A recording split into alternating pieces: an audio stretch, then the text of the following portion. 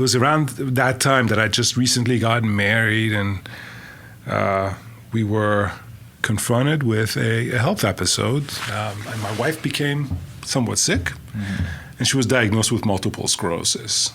It was a very difficult and confusing time because we were faced with a serious health diagnosis, and at the same time, my business, my photography and video business was kind of faltering. I was not very satisfied with that, and we had an opportunity that kind of came out of the left field, and within 2 weeks, we had started a new restaurant, a new concept, and opened up a little snack bar in this hole in the wall at the Health Science Center. Yeah. And that was December of 2007.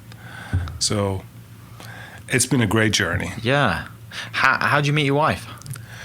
Well, I feel like your life kind of brings whatever you need into it. If you're aware, if your eyes are open, if you're really living your life, everything comes to you. Yeah. You just have to have a presence of mind and the clarity of mind to take that in. And I just kind of met my wife through some mutual friends randomly in a place I didn't expect, and a time that I didn't expect either. Yeah. So we met through some mutual friends, which we're still friends with, and that was 14. I was almost 20 years ago.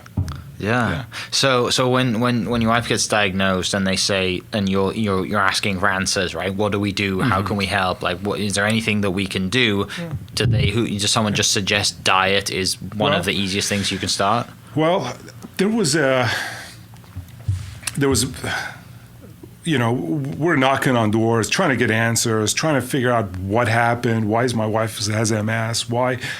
Why? And then after the why, you're trying to figure out, okay, now what can I do about it? Yeah. Anyone that we spoke to a lot of people, people from alternative medicine, people, biologists, microbiologists, doctors, psychologists, sports people. And there was pretty much 3 running themes in what we could do.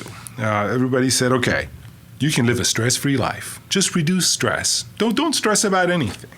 Okay.